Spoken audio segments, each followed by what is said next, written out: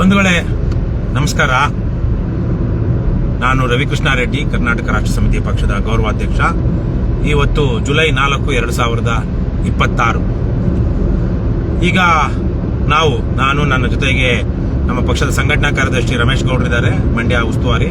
ಜೊತೆಗೆ ನಮ್ಮ ಪಕ್ಷದ ಸೈನಿಕರಾದಂತಹ ಮೆಹಬೂಬ್ ಪಾಷಾ ಅವರು ವಾಹನ ಚಾಲನೆ ಮಾಡ್ತಾ ಇದ್ದಾರೆ. ನಾವು ಮಂಡ್ಯದಲ್ಲಿ ಪತ್ರಿಕಾಗೋಷ್ಠಿ ಮುಗಿಸ್ಕೊಂಡು ಬೆಂಗಳೂರಿನ ಕಡೆಗೆ ಬರ್ತಾ ಇದ್ದೀವಿ. ಇವತ್ತಿನ ಮಂಡ್ಯದಲ್ಲಿ ಪತ್ರಿಕಾಗೋಷ್ಠಿ ಬಹಳ ಚೆನ್ನಾಗಾಯ್ತು. ಆರಂಭದಲ್ಲಿ ಎಲ್ಲ ಒಂದು 15-20 ಜನ ಪತ್ರಕರ್ತರು ಬಂದಿದ್ರು. ಮಳವಳ್ಳಿ ಚಲೋ ವಿಚಾರವಾಗಿ ಏನು ಕರ್ನಾಟಕ ರಾಷ್ಟ್ರ ಸಮಿತಿ ಪಕ್ಷ ಮೊನ್ನೆ ಮಳವಳ್ಳಿಯಲ್ಲಿ ಕಾರ್ಯಕ್ರಮ ಹಮ್ಮಿಕೊಂಡಿತ್ತು. ಆ ಕಾರ್ಯಕ್ರಮಕ್ಕೆ ಕಾಂಗ್ರೆಸ್ ಗೂಂಡಾಗಳು, ವಿಶೇಷವಾಗಿ ಕಾಂಗ್ರೆಸ್ ಪಕ್ಷದವರಲ್ಲ, ಅವರು ನರೇಂದ್ರ ಸ್ವಾಮಿ ಚೇಲಾಗಳು ಅಂತ ಕಾಂಗ್ರೆಸ್ ಪಕ್ಷದವರೇ ಹೇಳ್ತಾ ಇದ್ದಾರೆ ಮಳವಳ್ಳಿಯಲ್ಲಿ. ಅದು ಒಟ್ಟಿನಲ್ಲಿ ಅವ್ರ ಮಳವಳ್ಳಿಯಲ್ಲಿ ನರೇಂದ್ರ ಸ್ವಾಮಿ ಚೇಲಾಗಳು ಅಂದ್ರೆ ಅವರು ಕಾಂಗ್ರೆಸ್ನವರೇ ಇವತ್ತಿನ ಸಂದರ್ಭದಲ್ಲಿ. ಹಾಗಾಗಿ ಕಾಂಗ್ರೆಸ್ ಗೂಂಡಾಗಳು ಮೊನ್ನೆ ಪೊಲೀಸರ ಸಮಕ್ಷಮದಲ್ಲಿ ನಮ್ಮ ಕರ್ನಾಟಕ ರಾಷ್ಟ್ರ ಸಮಿತಿ ಪಕ್ಷದ ರಾಜ್ಯಾಧ್ಯಕ್ಷರಾಗಿರುವಂತಹ ದೀಪಕ್ ರವರ ಕತ್ತಿನ ಪಟ್ಟಿ ಹಿಡಿದು ಎಳೆದಾಡಿ ಬೇರೆ ಹೆಣ್ಮಕ್ಳನ್ನೆಲ್ಲ ತಳ್ಳಿ ಗಲಾಟೆ ಎಬ್ಬಿಸಿ ದಾಂಧಲೆ ಮಾಡಿ ಈಗ ಅವರು ಆರಾಮಾಗಿದ್ದಾರೆ. ಆದ್ರೆ ಪೊಲೀಸರು ನಮ್ಮವ್ರನ್ನ ಅವತ್ತೇ ಹೇಳ್ಕೊಂಡು ಹೋಗಿ ಡಿಟೈನ್ ಮಾಡಿ ಕೊನೆಗೆ FIR ಹಾಕಿದೀವಿ, ಅದ್ ಮಾಡಿದ್ವಿ, ಇದ್ ಮಾಡಿದ್ವಿ ಅಂತೆಲ್ಲ ಹೇಳ್ತಾ ಇದ್ದಾರೆ. ಈ ತರ ಪೊಲೀಸರು ಕಳ್ಳರಿಗೇನೆ ಬೆಂಬಲಿಸಿರುವಂತಹ ಅಥವಾ ದಾಂಧಲೆ ಮಾಡುವಂತಹ ಗೂಂಡಾಗಳಿಗೆ ಬೆಂಬಲಿಸಿರುವಂತದನ್ನ ಖಂಡಿಸಿ ಇವತ್ತು ನಾನು ಮಂಡ್ಯದಲ್ಲಿ ಪತ್ರಿಕಾಗೋಷ್ಠಿ ನಡೆಸಿದೆ. ನನ್ನ ಜೊತೆಗೆ ನಮ್ಮ ಪಕ್ಷದ ಮತ್ತೊಬ್ಬ ಸಂಘಟನಾ ಕಾರ್ಯದರ್ಶಿ ಅರುಣ್ ಕುಮಾರ್ ಅವರು ಇದ್ರು. ಜೊತೆಗೆ ಕರ್ನಾಟಕ ರಾಷ್ಟ್ರ ಸಮಿತಿ ಪಕ್ಷದ SC/ST ಘಟಕದ ರಾಜ್ಯ ಉಪಾಧ್ಯಕ್ಷರಾಗಿರುವಂತಹ ಮಹದೇವಮ್ಮ, ಮತ್ತೆ ಮಂಡ್ಯ ಜಿಲ್ಲೆಯ ಯುವಘಟಕದ ಅಧ್ಯಕ್ಷೆ ಆಗಿರುವಂತಹ ದೀಪಿಕಾ, ಇನ್ನೊಬ್ಬರು ಮಾಜಿ ಮಹಿಳಾ ಘಟಕದ ಅಧ್ಯಕ್ಷೆ ಚಿಕ್ಕೆಂಪಮ್ಮ ಸೇರಿದಂತೆ ಮತ್ತೆ ರೈತ ಕನ್ನಪರ ಹೋರಾಟಗಾರರಾಗಿರುವಂತಹ ರಾಜೇಗೌಡರು ಇವತ್ತು ನನ್ನ ಜೊತೆಗೆ ವೇದಿಕೆಯಲ್ಲಿದ್ದರು. ಬಹಳ ಚೆನ್ನಾಗಾಯ್ತು. ನಾನು ಒಂದು 15-20-25 ನಿಮಿಷ ವಿಸ್ತಾರವಾಗಿ ಮೊನ್ನೆ ನಡೆದಂತಹ ಘಟನೆ, ಮಳವಳ್ಳಿ ಚಲೋದಲ್ಲಿ ಪೊಲೀಸರು ನಡ್ಕೊಂಡಂತಹ ರೀತಿ, ಅಲ್ಲಿ ವಿಶೇಷವಾಗಿ ನರೇಂದ್ರ ಸ್ವಾಮಿ ಅವರು ಸರ್ಕಾರಿ ಅಧಿಕಾರಿಗಳಿಗೆ ಕೊಡ್ತಾ ಇರುವಂತಹ ಕುಮ್ಮಕ್ಕು, ಮತ್ತೆ ಅಲ್ಲಿ ನಾವು ಹೋಗಿರುವಂತಹದ್ದು ಭ್ರಷ್ಟಾಚಾರ ರಹಿತವಾದ ಆಡಳಿತ ಕೊಡಿ, ಅದರ ಜೊತೆಗೆ ಅಲ್ಲೊಂದು ಪಾರದರ್ಶಕತೆಯಿಂದ ಕೂಡಿರುವಂತಹ ಆಡಳಿತ ಕೊಡಿ, ಲಂಚ ಭ್ರಷ್ಟಾಚಾರವನ್ನು ನಿಲ್ಲಿಸಿ ಅಂತ. ಅದನ್ನ ನಿಲ್ಲಿಸಿದ್ರೆ ನರೇಂದ್ರ ಸ್ವಾಮಿ ಅವರಿಗೆ ಏನ್ ಕಷ್ಟ, ಖುಷಿ ಆಗ್ಬೇಕು ಅವರು. ಆದ್ರೆ ನರೇಂದ್ರ ಸ್ವಾಮಿ ಅವರು ಅಧಿಕಾರಿಗಳನ್ನ ಬಿಟ್ಟು ಮತ್ತೆ ಕೆಲವು ಅಧಿಕಾರಿಗಳು ನರೇಂದ್ರ ಸ್ವಾಮಿ ಅವರ ಕಡೆಯವರ ಗೂಂಡಾಗಳನ್ನ ಚೇಲಾಗಳನ್ನ ಕರ್ಸ್ಕೊಂಡು ಅಲ್ಲಿ ದಬ್ಬಾಳಿಕೆ ಮಾಡಿದ್ದನ್ನ, ದಾಂಧಲೆ ಮಾಡಿದ್ದನ್ನ ನೀವೆಲ್ಲ ವಿಡಿಯೋದಲ್ಲಿ ರಾಜ್ಯದ ಲಕ್ಷಾಂತರ ಜನ ಮೊನ್ನೆ ನಡೆದಂತ ಘಟನೆಯನ್ನ ನೋಡಿದ್ದೀರಾ. ಸೊ ಅದನ್ನ ಮಾತಾಡಿ ಕರ್ನಾಟಕ ರಾಷ್ಟ್ರ ಸಮಿತಿ ಪಕ್ಷ ಇಂತ ಯಾವುದೇ ದಾಂಧಲೆಗೆ ಎದುರೋದಿಲ್ಲ, ಮತ್ತೆ ಕರ್ನಾಟಕ ರಾಷ್ಟ್ರ ಸಮಿತಿ ಪಕ್ಷದವರ ಮೇಲೆ ಕೈ ಮಾಡಿದಂತಹ ಯಾವೊಬ್ಬ ರಾಜಕಾರಣಿಗಳು ಅಥವಾ ಅವರ ಚೇಲಾಗಳು ಅವ್ರಿಗೆ ಒಳ್ಳೇದಾಗಿಲ್ಲ ಅಂತ ಕೆಲವೊಂದಷ್ಟೆಲ್ಲ ವಿಚಾರಗಳನ್ನ ವಿಸ್ತಾರವಾಗಿ ಹೇಳಿದೆ. ಅದಾದ ನಂತರ ಒಂದಷ್ಟು ಜನ 15-20 ಜನ ಮೇಲೆ ಇದ್ರು ಪತ್ರಕರ್ತರು. ಅದರಲ್ಲಿ ಒಂದು 3+1, ಯಾಕೆಂದ್ರೆ ಅದರಲ್ಲಿ 3 ಪತ್ರಕರ್ತರು, ಒಬ್ಬ ಪತ್ರಕರ್ತ ಅಲ್ಲ. ಈ 3+1 4 ಜನ. ಅದರಲ್ಲಿ ಒಬ್ಬ ಒಂದು ದೊಡ್ಡ ಪತ್ರಿಕೆಯ ವರದಿಗಾರ ಆತ, ಸಣ್ಣ ಪತ್ರಿಕೆಯ ವರದಿಗಾರ ಏನೂ ಅಲ್ಲ. ಆ ಮೂರ್ಖ ಇದೇ ಮೊದಲ ಸಲ ಅಲ್ಲ, ಹಿಂದಿನ ಪತ್ರಿಕಾಗೋಷ್ಠಿಯಲ್ಲೂ ನೋಡಿ, ಮೊನ್ನೆ ಒಂದು 15-20 ದಿವಸ ರಾಜ್ಯಾದ್ಯಂತ ರಸಗೊಬ್ಬರ ವ್ಯಾಪಾರದಲ್ಲಿ ಆಗ್ತಾ ಇರುವಂತಹ ಅಕ್ರಮ, ರೈತರಿಗೆ ಮಾಡ್ತಾ ಇರುವಂತಹ ಮೋಸದ ಬಗ್ಗೆ ನಾವು ಪತ್ರಿಕಾಗೋಷ್ಠಿಗಳನ್ನ ಮತ್ತು ಅಭಿಯಾನಗಳನ್ನ ಮಾಡ್ತಾ ಇದ್ವಿ. ಆ ರಸಗೊಬ್ಬರವನ್ನ ಅಕ್ರಮವಾಗಿ ರೈತರಿಗೆ ಮಾರ್ತಾ ಇದ್ದಾರೆ, ಬೆಲೆ ಜಾಸ್ತಿ ಮಾಡ್ತಾ ಇದ್ದಾರೆ, ಮೋಸ ಮಾಡ್ತಾ ಇದ್ದಾರೆ, ವಂಚಿಸ್ತಾ ಇದ್ದಾರೆ. ಇದನ್ನ ಸರ್ಕಾರಿ ಅಧಿಕಾರಿಗಳ ಜವಾಬ್ದಾರಿ, ಅದನ್ನು ನಿಲ್ಲಿಸುವಂತಹದ್ದು. ಹಾಗಾಗಿ ಈ ಕೂಡಲೇ ಸರ್ಕಾರಿ ಅಧಿಕಾರಿಗಳು ಈ ವಿಚಾರವಾಗಿ ಕ್ರಮ ತೆಗೆದುಕೊಂಡು ರಸಗೊಬ್ಬರ ಮಾರಾಟಗಾರರ ಅಂಗಡಿಗಳ ಹತ್ರ ಹೋಗಿ ಅವರು ರೈಡ್ ಮಾಡಿ ಅದನ್ನ ನಿಲ್ಲಿಸಿ ರೈತರಿಗೆ MRP ದರಕ್ಕೇನೆ, ಕಾನೂನುಬದ್ಧವಾಗಿ MRP ದರಕ್ಕೇನೆ ಸಿಗುವ ಹಾಗೆ ಮಾಡಿ, ಮತ್ತೆ ಯಾವುದೇ ತರಹದ ಲಿಂಕ್ ಪ್ರಾಡಕ್ಟ್ಗಳನ್ನ ಅಟ್ಯಾಚ್ ಮಾಡಬಾರದು, ಅದು ಕಾನೂನು ಬಾಹಿರ, ಅದನ್ನ ಖಾತ್ರಿ ಮಾಡಿ ಅಂತ ಮಾಡ್ತಾ ಇರುವಂತಹ ಹೋರಾಟ ಮತ್ತು ಅಭಿಯಾನ. ಆ ವಿಚಾರವಾಗಿ ಪತ್ರಿಕಾಗೋಷ್ಠಿ ಮಾಡ್ತಿರುವಾಗ ಈ ಪ್ರಭೃತಿ ಅವನು ಯಾವ್ದೋ ಅಂತಲ್ಲ, ಒಂದು ಒಳ್ಳೆ ಪತ್ರಿಕೆ, ಒಂದ್ ಸ್ವಲ್ಪ ಗೌರವ ಘನತೆ ನೋಡ್ಸ್ಕೊಂಡು ಬಂದಿರುವಂತಹ ರಾಜ್ಯ ಮಟ್ಟದ ಪತ್ರಿಕೆ, ಹಲವು ದಶಕಗಳ ಇತಿಹಾಸ ಇರುವಂತಹ ಪತ್ರಿಕೆ. ಆ ಪತ್ರಿಕೆಯ ವರದಿಗಾರನಂತೆ ಈತ. ನೀವ್ ಯಾಕೆ ರಸಗೊಬ್ಬರ ಮಾರಾಟ ಮಾಡಬೇಕು ಅಂತ ಹೇಳ್ತಾ ಇದ್ದೀರಾ? ಸಾವಯವ ಕೃಷಿ ಯಾಕೆ ಮಾಡಬಾರ್ದು ಅಂತೀರಾ? ಸುಭಾಷ್ ಪಾಳೇಕರ್ ಬಗ್ಗೆ ಯಾಕೆ ಮಾಡಬಾರ್ದು ಅಂತೀರಾ? ರಸಗೊಬ್ಬರನೇ ನಿಲ್ಲಿಸದೆ ತಿಪ್ಪೆಗೊಬ್ಬರ ಹಾಕ್ಬೇಕು ಅಂತ ಯಾಕೆ ಹೇಳ್ತಾ ಇಲ್ಲ? ಪ್ರಶ್ನೆ ಇರುವಂತಹದ್ದು, ಸರ್ಕಾರ ಸಬ್ಸಿಡಿ ದರದಲ್ಲಿ ಮಾರಾಟಗಾರರಿಗೆ ಕೊಟ್ಟು ಆ MRP ದರಕ್ಕೇನೆ ಮಾರಾಟ ಮಾಡಿ ಅಂತ ಕೊಟ್ಟಿರುವಂತಹ ರಸಗೊಬ್ಬರದ ಬಗ್ಗೆ. ಇಲ್ಲಿ ಇದು ಸಂವಾದ ಅಲ್ಲ, ವರ್ಕ್ಶಾಪ್ ಅಲ್ಲ, ಡಿಬೇಟ್ ಅಲ್ಲ. ಇಲ್ಲಿ ಸರ್ಕಾರದ ಅಧಿಕಾರಿಗಳು ಮಾಡ್ತಾ ಇರುವಂತಹ ಕರ್ತವ್ಯ ಭ್ರಷ್ಟತೆ ಮತ್ತು ಖಾಸಗಿ ರಸಗೊಬ್ಬರ ಮಾರಾಟಗಾರರು ಮಾಡ್ತಾ ಇರುವಂತಹ ಮೋಸದ ಬಗ್ಗೆ ಇಷ್ಟೇ ಇರುವಂತಹದ್ದು ವಿಚಾರ. ಇದ್ರ ಬಗ್ಗೆ ಆಧಾರ ಸಹಿತವಾಗಿ ಪತ್ರಿಕಾಗೋಷ್ಠಿ ಮಾಡಿದಾಗ ಪ್ರಶ್ನೆ ಏನಿರಬೇಕು, ಇಲ್ಲಿ ಎಂತಹದ್ದಾಗ್ತಾ ಇದೆ, ನಿಮ್ಮ ಪ್ರಕಾರ ಯಾರು ಎಲ್ಲಿ ಮಾಡ್ತಾ ಇದಾರೆ ಅಂತಿದೆ, ಈಗ ನಿಮಗೆ ಖಾತ್ರಿ ಇದೆಯಾ, ಇದರಲ್ಲಿ ಸರ್ಕಾರದ ಅಧಿಕಾರಿಗಳು ಶಾಮೀಲಾಗಿದ್ದಾರೆ ಅಂತ ಖಾತ್ರಿ ಇದೆಯಾ, ಅಥವಾ ಈಗ ಮಂಡ್ಯದಲ್ಲೇ ಮಾಡ್ತಾ ಇದ್ದೀರಾ, ಮಂಡ್ಯ ತಾಲೂಕಿನ ಯಾವ್ಯಾವ ರಸಗೊಬ್ಬರ ಮಾರಾಟಗಾರರು ಈ ತರ ಮಾಡ್ತಿದ್ದಾರೆ ಅಂತ ಅನ್ಸುತ್ತೆ, ಮತ್ತೆ ಇದರಿಂದಾಗಿ ಏನ್ ಸಮಸ್ಯೆಗಳು ಉಂಟಾಗುತ್ತೆ, ಹೀಗೆ ಅದು ಸುತ್ತಮುತ್ತ ಇರಬೇಕೆ ಹೊರತು ರಸಗೊಬ್ಬರ ಮಾರಾಟವನ್ನ ನೀವು ಯಾಕೆ ಪ್ರೋತ್ಸಾಹ ಎಲ್ಲಿ ಮಾಡ್ತಾ ಇದ್ದಾರೆ, ಅಥವಾ ಪ್ರೋತ್ಸಾಹ ಮಾಡೋದಾದ್ರೂ ವಿಚಾರ ಏನಿಲ್ಲಿ. ಇಂತಹ ಅಯೋಗ್ಯ ಪ್ರಶ್ನೆಗಳು ನಾಲಾಯಕ ಪತ್ರಕರ್ತರು, ಪತ್ರಿಕಾ ಧರ್ಮದ ಪತ್ರಿಕಾ ವೃತ್ತಿಯ ಓನಾಮ ಗೊತ್ತಿಲ್ಲದ ತಮ್ಮ ಯಾವುದೋ ಒಂದು ಹೆಚ್ಚುಗಾರಿಕೆಯನ್ನ ತೋರಿಸ್ಕೊಳ್ಳೋದಕ್ಕೆ ಜ್ಞಾನ ಪ್ರದರ್ಶನದ ವೇದಿಕೆಯನ್ನಾಗಿ ಪತ್ರಕರ್ತರು ಈ ಪತ್ರಿಕಾಗೋಷ್ಠಿಗಳನ್ನ ಬಳಸ್ಕೊಳ್ತಾರೆ. ನಮಗೆ ಗೊತ್ತಿದೆ, ನಾನಂತೂ ನೋಡಿದ್ದೀನಿ, ನಮ್ಮ ಎಷ್ಟೋ ಬಹುತೇಕ ರಾಜಕಾರಣಿಗಳಿಗೆ ಒಂದು ಪತ್ರಿಕಾಗೋಷ್ಠಿಯನ್ನ ನಿರ್ವಹಿಸೋದೇ ಗೊತ್ತಿಲ್ಲ. ಮತ್ತೆ ಅನೇಕ ಪತ್ರಕರ್ತರಿಗೆ ನಾನು ನೂರಾರು ಪತ್ರಿಕಾಗೋಷ್ಠಿಗಳನ್ನ ಮಾಡಿದ್ದೀನಿ. ನಮ್ಮ ರಾಜ್ಯದ ಹಲವು ಕಡೆಗಳಲ್ಲಿ ಒಳ್ಳೆಯ ಪತ್ರಕರ್ತರು ಬಹುತೇಕರಿದ್ದಾರೆ. ಬಹುತೇಕರು ಎಷ್ಟು ಕೇಳಬೇಕು ಅಷ್ಟು ಕೇಳಿ ಸುಮ್ಮನೆ ಆಗ್ತಾರೆ. ಯಾವ ಪ್ರಶ್ನೆ ಕೇಳಬೇಕು, ಯಾಕೆ ಕೇಳಬೇಕು ಅನ್ನೋದು ಗೊತ್ತಿಲ್ಲದಂತಹ ಜನರು ಅನೇಕರಿದ್ದಾರೆ. ಪತ್ರಿಕಾಗೋಷ್ಠಿಯಲ್ಲಿ ತಮ್ಮ ಜ್ಞಾನ ಪ್ರದರ್ಶನ ಮಾಡಿ ಇತರ ಪತ್ರಕರ್ತರ ಮುಂದೆ ತಾವು ಅಜ್ಞಾನಿಗಳನ್ನು ತೋರಿಸ್ಕೊಳ್ಳೋದು ಅಲ್ಲದೆ ಸಮಾಜದ ಮುಂದೇನೂ ಅವ್ರ ಅಜ್ಞಾನಿಗಳು ಅಂತ ತೋರಿಸ್ಕೊಳ್ತಾರೆ. ಇದೇ ಕಾರಣದಿಂದಾಗಿನೇ ಜ್ಞಾಪಕ ಇಟ್ಕೊಳ್ಳಿ, ಪತ್ರಕರ್ತರ ಅಜ್ಞಾನ ಅಯೋಗ್ಯತೆ ಗೊತ್ತಾಗಬಾರದು ಅಂತೇಳಿನೇ ಇವತ್ತು ಅನೇಕ ಕಡೆಗಳಲ್ಲಿ, ಅನೇಕ ಜಿಲ್ಲೆಗಳಲ್ಲಿ ಪತ್ರಿಕಾಗೋಷ್ಠಿಯನ್ನ ರೆಕಾರ್ಡ್ ಮಾಡ್ಕೊಳ್ಳೋದಕ್ಕೆ ಬಿಡೋದಿಲ್ಲ ಪತ್ರಕರ್ತರು ಅಲ್ಲದೆ ಇರುವಂತವ್ರು. ಈಗ ನಾವು ಪತ್ರಿಕಾಗೋಷ್ಠಿ ಮಾಡಿದಾಗ ನಾವು ರೆಕಾರ್ಡ್ ಮಾಡ್ಕೊಳ್ಳೋದಕ್ಕೆ, ಲೈವ್ ಮಾಡೋದಕ್ಕೆ ಬಿಡೋದಿಲ್ಲ ಪತ್ರಕರ್ತರು. ಯಾಕೆ? ಅಲ್ಲೇನಾದ್ರೂ ಆದಾಗ, ಇನ್ನೊಂದೇನಾದ್ರೂ ಆದಾಗ ನಮ್ಮ ಅಜ್ಞಾನ ಗೊತ್ತಾಗ್ಬಿಡುತ್ತೆ ಅಂತಲೋ ಅಥವಾ ಬೇರೆ ಬೇರೆ ಯಾವ ಕಾರಣಗಳೋ ಗೊತ್ತಿಲ್ಲ, ಅನೇಕ ಕಡೆಗಳಲ್ಲಿ ಬಿಡ್ತಾರೆ, ಎಷ್ಟೋ ಕಡೆಗಳಲ್ಲಿ ಬಿಡೋದಿಲ್ಲ. ಬಿಡೋರು ಯಾಕೆ ಬಿಡ್ತಾರೆ? ಪತ್ರಿಕಾ ಭವನವನ್ನ ಬುಕ್ ಮಾಡಿ ಪತ್ರಿಕಾಗೋಷ್ಠಿ ಮಾಡ್ತಾ ಇರೋವಾಗ ನೀವು ವಿಡಿಯೋನಾದ್ರೂ ಮಾಡ್ಕೊಳ್ಳಿ, ಲೈವ್ ಆದ್ರೂ ಮಾಡ್ಕೊಳ್ಳಿ ಅಂತ ಕೆಲವು ಕಡೆಗಳಲ್ಲಿ ಬಿಡ್ತಾರೆ. ಕೆಲವು ಕಡೆಗಳಲ್ಲಿ ಯಾಕೆ ಬಿಡೋದಿಲ್ಲ? ಯಾಕೆ? ಇದು ಯೋಚನೆ ಮಾಡಬೇಕಾಗಿರೋದು. ಪತ್ರಿಕಾಗೋಷ್ಠಿ ಮಾಡುವಂತಹ ಸಂದರ್ಭದಲ್ಲಿ ರೆಕಾರ್ಡ್ ಮಾಡ್ಕೊಳ್ಳೋದು ಪತ್ರಿಕಾಗೋಷ್ಠಿ ಮಾಡ್ತಾ ಇರುವಂತವನ ಹಕ್ಕು ಅನ್ನೋದು ಕೂಡ ನಾವು ಈ ಸಂದರ್ಭದಲ್ಲಿ ಕೇಳಬೇಕಾಗಿದೆ.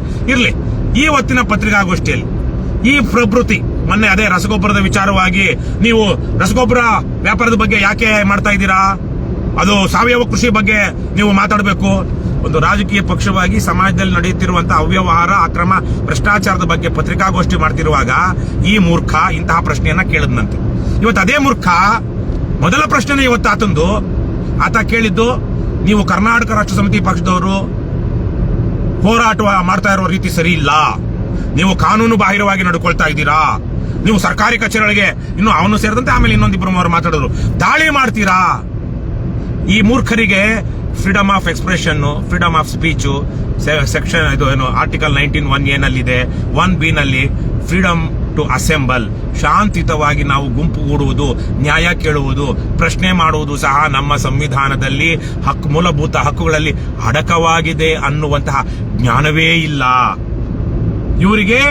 ನಾವು ಹೋರಾಟ ಹೇಗೆ ಅಂದ್ರೆ, ಈಗ ಒಂದು 50, 100, 500 ಜನನ ಬೇರೆ JCB ಪಕ್ಷದವರು ಅವರು ಸೇರಿಸ್ತಾರಲ್ವಾ, ಬಿರಿಯಾನಿ ತಿನ್ಸಿ ಏನೋ ಕೊಟ್ಟು ದುಡ್ಡು ಕೊಟ್ಟು ಕರ್ಕೊಂಡು ಬಂದು ಮಾಡಿ ಅಲ್ಲೊಂದು ಪ್ರೆಸ್ನೋ ಇದು ಕೊಟ್ಬಿಟ್ಟು ಏನೋ ಒಂದು ಲೆಟರ್ ಕೊಟ್ಟು ಫೋಟೋ ಇಡಿಸ್ಕೊಂಡು ಕೈ ಮುಗಿದು ಅಧಿಕಾರಿಗಳಿಗೆ ಅವ್ರಿಗೆ ಮಸ್ಕಾಗಿರಿ ಮಾಡ್ಕೊಂಡು ಹೋಗ್ಬಿಡ್ತಾರಲ್ವಾ, ಆ ತರಹದ ಹೋರಾಟ ಅದು ಹೋರಾಟ. ಇವ್ರ ಪ್ರಕಾರ ಇವತ್ತು ಕರ್ನಾಟಕ ರಾಷ್ಟ್ರ ಸಮಿತಿ ಪಕ್ಷ ನಮಗೆ ಇವತ್ತು ವ್ಯವಸ್ಥೆ ಕೆಟ್ಟಿರುವಂತಹ ಸಂದರ್ಭದಲ್ಲಿ ನಾವು ಸಂತ್ರಸ್ತರನ್ನ ನಾವೇ ಸಂತ್ರಸ್ತರಾಗಿದ್ದೀವಿ, ಮತ್ತೆ ಇನ್ನೊಂದಷ್ಟು ಸಂತ್ರಸ್ತರನ್ನ ಸೇರಿಸಿಕೊಂಡು ಸರ್ಕಾರಿ ಕಚೇರಿಗೆ, ಸಾರ್ವಜನಿಕ ಸ್ಥಳ, ಅದು ಯಾರಪ್ಪನ ಆಸ್ತಿ ಅಲ್ಲ. ಅವನೊಬ್ಬ ಮೂರ್ಖ ಮೊನ್ನೆ ಕೇಳದ್ನಂತೆ, ಮೂರ್ಖ ನೀವ್ಯಾರು ಇಲ್ಲಿ ಬಂದು ಮಳವಳ್ಳಿ ಮಾಡೋದಿಕ್ಕೆ ಅಂತ. ಇನ್ಸ್ಪೆಕ್ಟರ್ ಅವನ ಇನ್ಸ್ಪೆಕ್ಟರ್ ಅಂತೆ, ಅವನಿಗೆ ಸಂವಿಧಾನದ ಪ್ರಜ್ಞೆನೆ, ಸಂವಿಧಾನದ ಪಾಠವೇ ಆಗಿಲ್ಲ ಮೂರ್ಖನಿಗೆ. ಆ ಇನ್ಸ್ಪೆಕ್ಟರ್ಗೆ, ಮಳವಳ್ಳಿಯ ಇನ್ಸ್ಪೆಕ್ಟರ್ ಅವನು ನೀವ್ಯಾಕ್ರಿ ಬೇರೆ ಬೇರೆ ಕಡೆಯಿಂದ ಇಲ್ಲಿ ಬರ್ತೀರಾ ಅಂತ ಕೇಳ್ತಾನಂತೆ. ಬೇರೆ ಬೇರೆ ಕಡೆ ರಾಜ್ಯದಲ್ಲ, ದೇಶದಲ್ಲಿ ನಾವು ಎಲ್ಲೇ ಹೋಗಿ ಅನ್ಯಾಯದ ವಿರುದ್ಧ ಪ್ರತಿಭಟಿಸಬಹುದು, ಧರಣಿ ಮಾಡಬಹುದು, ಈ ದೇಶದ ರಾಷ್ಟ್ರಪತಿಯನ್ನು ಪ್ರಶ್ನಿಸಬಹುದು, ಮುಖ್ಯ ನ್ಯಾಯಮೂರ್ತಿಯನ್ನು ಪ್ರಶ್ನಿಸಬಹುದು, ಪ್ರಧಾನಮಂತ್ರಿಯನ್ನು ಪ್ರಶ್ನಿಸಬಹುದು. ಅದಕ್ಕೆ ನಮ್ಮಲ್ಲಿ ಮೂಲಭೂತ ಹಕ್ಕುಗಳಿದೆ ಅನ್ನುವಂತ ಪ್ರಜ್ಞೆ ಇಲ್ಲದಂತಹ ಒಬ್ಬ ಗುಲಾಮ, ಅಯೋಗ್ಯ ಗುಲಾಮ ಅವನು, ಆ ಇನ್ಸ್ಪೆಕ್ಟರ್. ಇಂಥವರೆಲ್ಲ ನಮ್ಮ ಗೃಹ ಇಲಾಖೆಯಲ್ಲಿ ನಮ್ಮ ರಾಜ್ಯದ ಜನರ ಹಕ್ಕುಗಳನ್ನ ರಕ್ಷಣೆ ಮಾಡೋದಿಕ್ಕೆ ಕಾವಲುಗಾರರಾಗಿ, ರಕ್ಷಕರಾಗಿ ನೇಮಕವಾಗಿದ್ದಾರೆ. ಆಹಾಹಾ, ಬೋಲೋ ಭಾರತ್ ಮಾತಾ ಕಿ. ಇಂತಹ ಒಂದು ಸಂದರ್ಭದಲ್ಲಿ ಆ ವ್ಯಕ್ತಿ, ನೀವು ಮಾಡ್ತಾ ಇರೋದು ಕಾನೂನು ಬಾಹಿರ, ನೀವು ಸರ್ಕಾರಿ ಕಚೇರಿಗಳಿಗೆ ಏಕಾಏಕಿ ನುಗ್ತೀರಾ, ದಾಳಿ ಮಾಡ್ತೀರಾ, ಸಾರ್ವಜನಿಕವಾಗಿ ಶಾಂತಿಯುತವಾಗಿ ವಿಡಿಯೋ ಹಿಡ್ಕೊಂಡು ಸಾರ್ವಜನಿಕ ಸ್ಥಳಕ್ಕೆ ಹೋಗುವಂತಹದ್ದು ಅಪರಾಧವಲ್ಲವೋ ಮೂರ್ಖ, ಅವಿವೇಕಿ, ನೀನೊಬ್ಬ ಪತ್ರಕರ್ತ ಅಂತ ಯಾರು ಹೇಳಿದ್ರು ನಿನಗೆ? ಇದನ್ನ ಸರಿ, ನಿಮ್ಮ ಪ್ರಶ್ನೆ ಕೇಳಿ, ಸಲಹೆ ಬೇಡ, ನಾವು ಹೋರಾಟ ಹೇಗೆ ಮಾಡಬೇಕು ಹಾಗೆ ಮಾಡ್ತಾ ಇದ್ದೀವಿ. ನಮಗೆ ಕಾನೂನು ಅದು ತಪ್ಪಿದ್ರೆ ಕೋರ್ಟ್ ತೀರ್ಮಾನ ಕೊಡುತ್ತೆ. ನಿಮ್ಮ ಪ್ರಶ್ನೆ ಕೇಳಿ ಅಂದ್ರೆ ಇಲ್ಲ, ಆತನಿಗೆ ರವಿ ಕೃಷ್ಣಾರೆಡ್ಡಿ, KRS ಪಾರ್ಟಿ ಇವ್ರು ಮಾಡ್ತಾ ಇರುವಂತಹದ್ದು ಕಾನೂನು ಬಾಹಿರ ಹೋರಾಟ, ಇದನ್ನ ಸಾಬೀತು ಮಾಡಬೇಕು, ಇದನ್ನ ಹೇಳ್ಬೇಕು. ಅದನ್ನೇ ಏನು ಅದ್ಯಾವುದೋ ಒಬ್ಬ ಒಂದು ಕತೆ ಜೋಕು ಈ ಸಂದರ್ಭದಲ್ಲಿ. ಒಬ್ಬ ಹುಡುಗ ತೆಂಗಿನ ಮರದ ಬಗ್ಗೆ ಇವತ್ತು ಪ್ರಶ್ನೆ ಬರುತ್ತೆ ಅನ್ಕೊಂಡು ತೆಂಗಿನ ಮರದ ಬಗ್ಗೆ ಓದ್ಕೊಂಡು ಹೋಗ್ಬಿಟ್ಟಿರ್ತಾನಂತೆ. ಆ ತೆಂಗಿನ ಒಂದು ಪ್ರಬಂಧ ಬರೀಬೇಕು ಎಕ್ಸಾಮ್ ಅಲ್ಲಿ. ತೆಂಗಿನ ಮರದ ಬದಲು ಹಸುವಿನ ಬಗ್ಗೆ ಬಂದ್ಬಿಟ್ಟಿರುತ್ತೆ ಪ್ರಶ್ನೆ. ಬಹಳ ಬುದ್ಧಿವಂತ, ಚಾಣಾಕ್ಷ. ಸೊ ಇವನೇನ್ ಮಾಡ್ತಾನೆ, ಹಸುವನ್ನು ಕಾಮಧೇನು ಎನ್ನುತ್ತಾರೆ, ಹಸುವನ್ನು ಮನೆಗಳ ಮುಂದೆ ಇದ್ದು ತೆಂಗಿನ ಮರಕ್ಕೆ ಕಟ್ಟಿ ಹಾಕುತ್ತಾರೆ. ತೆಂಗಿನ ಮರ, ಈಗ ಶುರುವಾಯ್ತು ಒಂದು ತೆಂಗಿನ ಮರದ ಕತೆ ಅಷ್ಟೇ. ಹಸು ಅಲ್ಲಿ ಮುಗಿದೋಯ್ತು, ಹಸುವನ್ನು ತೆಂಗಿನ ಮರಕ್ಕೆ ಕಟ್ಟಿ ಹಾಕುತ್ತಾರೆ. ಈಗ ತೆಂಗಿನ ಮರ ಇಷ್ಟು ಕಲ್ಪವೃಕ್ಷ, ನಾರಿಕೇಳ, ಏನೇನೇನೇನೋ ತೆಂಗಿನ ಮರದ ಪ್ರಬಂಧ ಬರ್ದ. ಆ ತರಕ್ಕೆ ಆಯ್ತಾ, ಎಲ್ಲಿ ಹೋದ್ರು ಅಲ್ಲಿ ಬಂದು KRS ಪಕ್ಷದವರು ಮಾಡ್ತಿರೋದೇ ತಪ್ಪು ಅಂತ. ಅದಕ್ಕೆ ಇನ್ನೊಬ್ರು ತಾಳಮೇಳ ಹುಟ್ಕೊಂಡ್ರು. ಅದ್ರ ಜೊತೆ ಇನ್ನೊಬ್ಬ ಇದ್ದ, ಆತ ಎಷ್ಟು ಆತನ ಮೇಲೆ ಇವತ್ತು ನಾವು ಮನಸ್ಸು ಮಾಡಿದ್ರೆ ಈಗಲೂ ಮಾಡ್ತೀವಿ, ಇಲ್ಲ ಅಂತಲ್ಲ, ಮಾಡಬಹುದು. ಜಾತಿ ನಿಂದನೆ ಕೇಸ್ ಇವತ್ತೇ ಆಗ್ಬೇಕಾಗಿತ್ತು. ಆತ ನಿವೃತ್ತ ಸರ್ಕಾರಿ ನೌಕರನಂತೆ. ಆತ ಯಾವ್ದೋ ಏನೋ ಪತ್ರಿಕೆ ನಡೆಸ್ತಾನೋ ಏನೋ. ನಮ್ಮನ್ನ ಪತ್ರಿಕಾಗೋಷ್ಠಿ ಮುಗಿತಿದ್ದಾಗ ಆತನಿಗೆ ಏನೋ ಸಂದರ್ಭದಲ್ಲಿ ನಿಮ್ಮ ಸಂಘದ ರಿಜಿಸ್ಟ್ರೇಷನ್ ಬರ್ದಿಲ್ಲ, ರಿಜಿಸ್ಟ್ರೇಷನ್ ನಂಬರ್ ಏನು ಅಂತ ಕೇಳ್ತಾರೆ.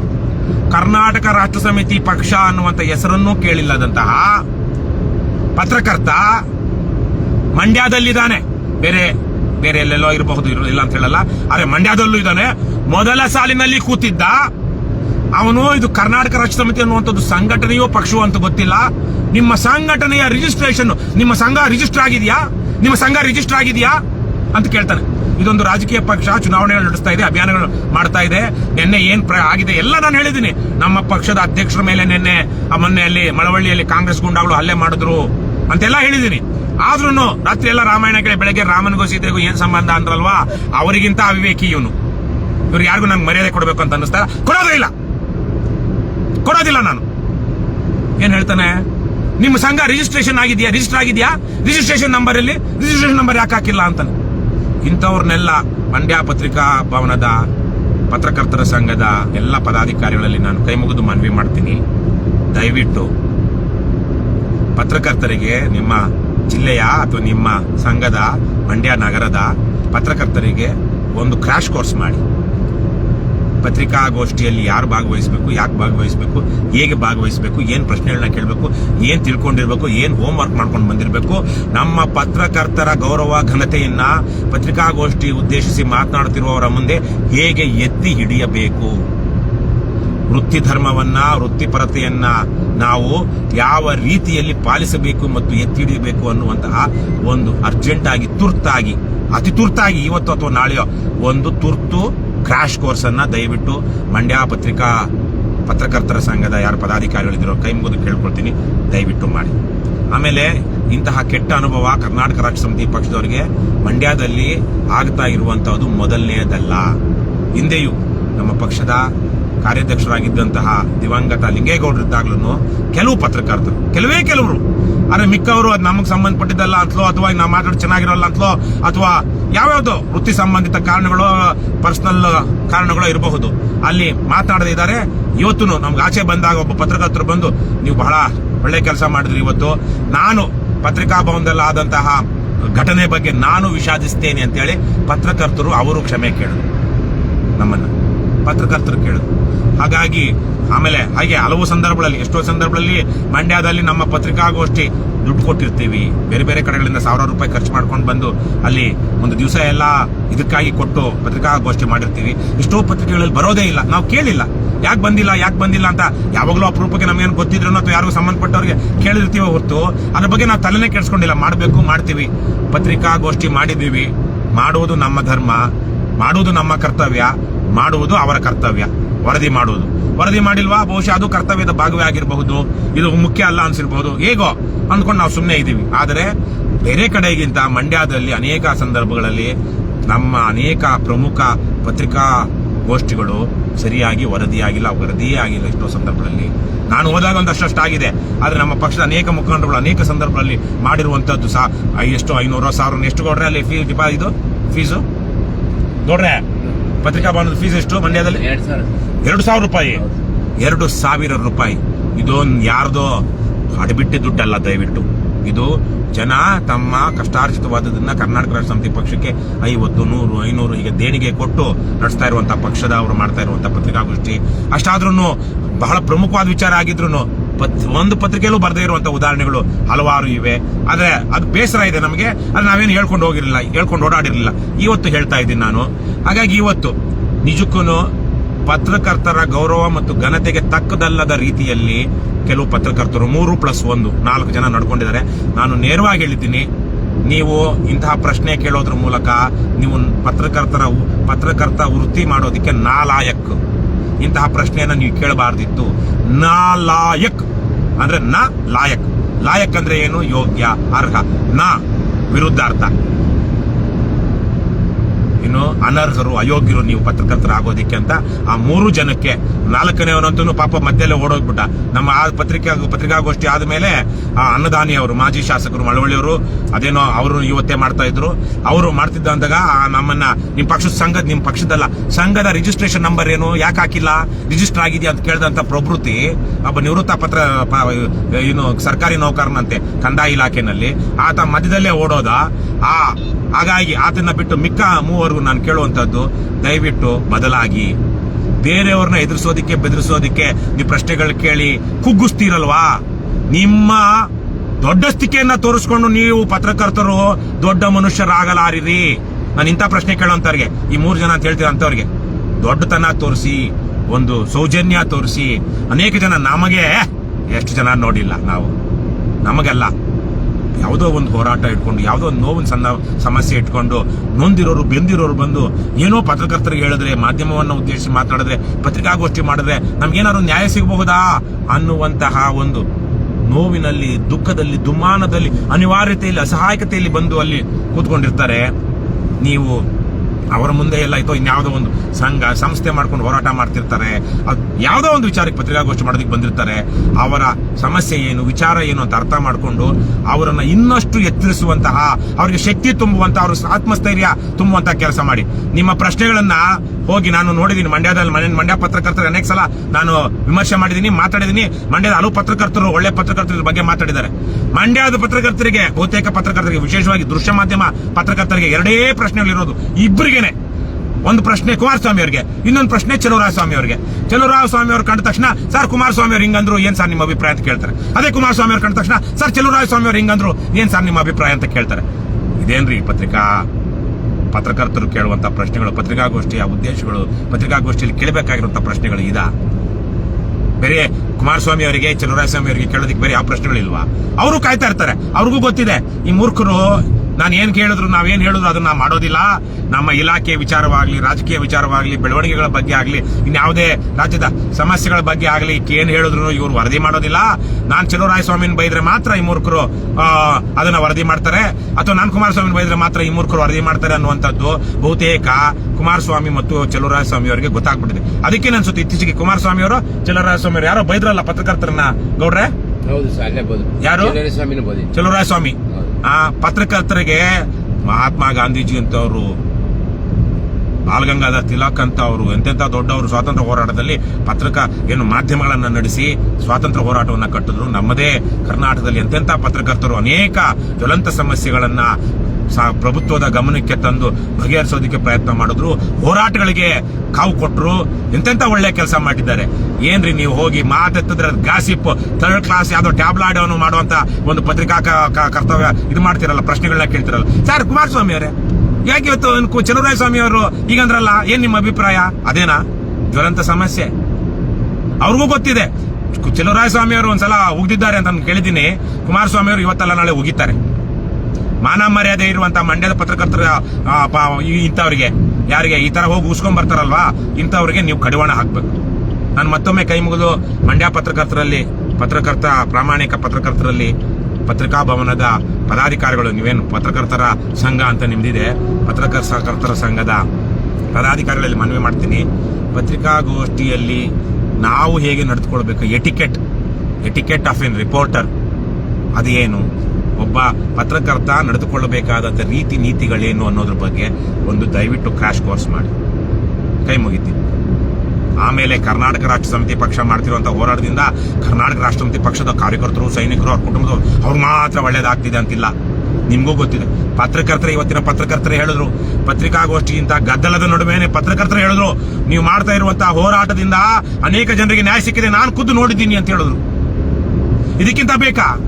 ಹೋರಾಟಗಾರರು ಹೇಳಿದ್ರು, ಆಚೆ ಒಳಗಡೆನೂ ಹೇಳಿದ್ರು, ಕರ್ನಾಟಕ ರಾಷ್ಟ್ರ ಸಮಿತಿ ಪಕ್ಷ ಮಾಡ್ತಿರುವಂತದ್ದು ನಾವು ಹಿಂದೆ ಏನು ಕನ್ನಡ ಪರ ಹೋರಾಟಗಳು, ರೈತ ಸಂಘದ ಹೋರಾಟಗಳು, ದಲಿತ ಸಂಘಟನೆಗಳ ಹೋರಾಟಗಳು, ಅದರ ಮುಂದುವರಿದ ಭಾಗ ಇವತ್ತಿನ ಸಂದರ್ಭಕ್ಕೆ ಅವರು ಚೆನ್ನಾಗಿ ಮಾಡ್ತಾ ಇದ್ದಾರೆ ಅಂತ ಪತ್ರಿಕಾಗೋಷ್ಠಿಯಲ್ಲಿ ಹೇಳಿದ್ರು.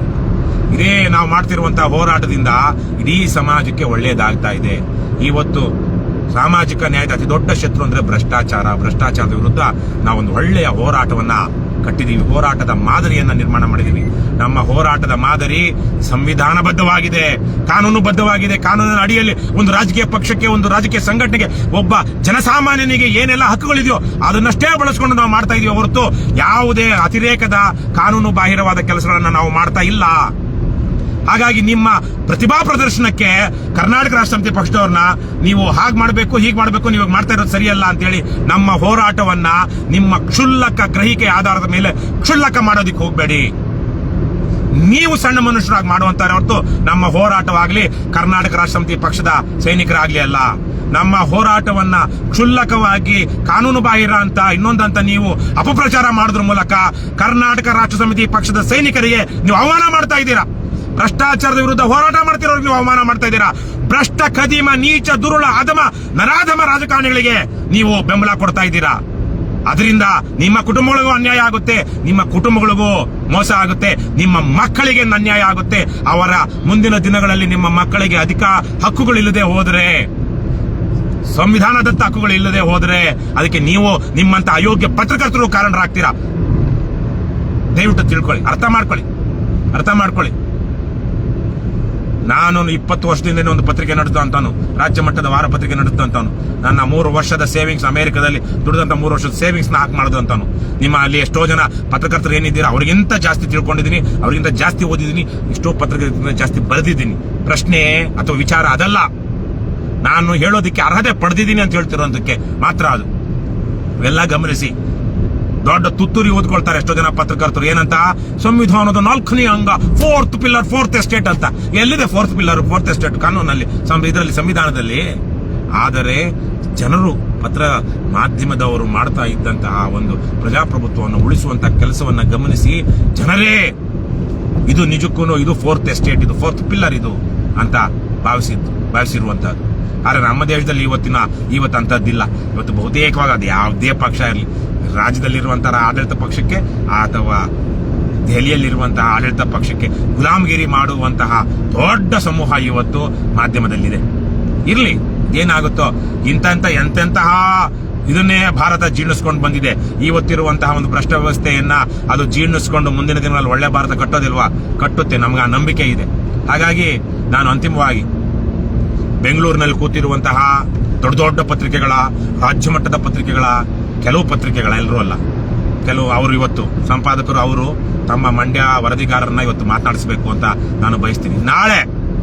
ಇವತ್ತು ಆಗಿರುವಂತಹದ್ದು ನಾಳೆ ಬಹುತೇಕ ಎಲ್ಲಾ ಪತ್ರಿಕೆಗಳಲ್ಲೂ ಬರುತ್ತೆ. ಕನ್ನಡಪ್ರಭದಲ್ಲಿ ಬರುತ್ತೆ, ಪ್ರಜಾವಾಣಿಲಿ ಬರುತ್ತೆ, ವಿಜಯ ಕರ್ನಾಟಕದಲ್ಲಿ ಬರುತ್ತೆ, ವಿಜಯವಾಣಿಲಿ ಬರುತ್ತೆ, ಸಂಯುಕ್ತ ಕರ್ನಾಟಕದಲ್ಲಿ ಬರುತ್ತೆ, ವಸತಿಗಂತದಲ್ಲಿ ಬರುತ್ತೆ.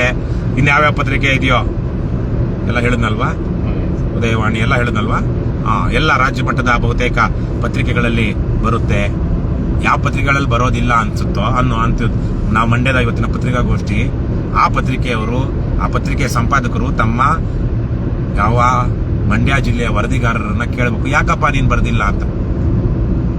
ಯಾಕೆ ನೀನು KRS ಪಕ್ಷದವರ 2,000 ರೂಪಾಯಿ ಕೊಟ್ಟು ಅಲ್ಲೇ ಅವರು ಸುಮ್ಮನೆ ಓತಪ್ರೋತವಾಗಿ ಮಾತಾಡೋದಕ್ಕೂ ಅಥವಾ ಯಾವುದೋ ಗಂಭೀರ ವಿಚಾರ ಇಲ್ಲದೆ ಬಂದು ಪತ್ರಿಕಾಗೋಷ್ಠಿ ಮಾಡೋದಿಲ್ಲ. ಯಾಕೆ ಅವ್ರು ಮಾಡಿದಾಗ ಅಷ್ಟೆಲ್ಲ ಶ್ರಮ ಹಾಕಿರ್ತಾರೆ, ಜನಪರವಾದ ವಿಚಾರ ಇಟ್ಕೊಂಡಿರ್ತಾರೆ. ಅವರು ಇವತ್ತು ರಾಜ್ಯದಲ್ಲಿ ಗಣನೀಯವಾದಂತಹ ಪ್ರಭಾವವನ್ನು ಹೊಂದಿರುವಂತಹ ಪಕ್ಷ.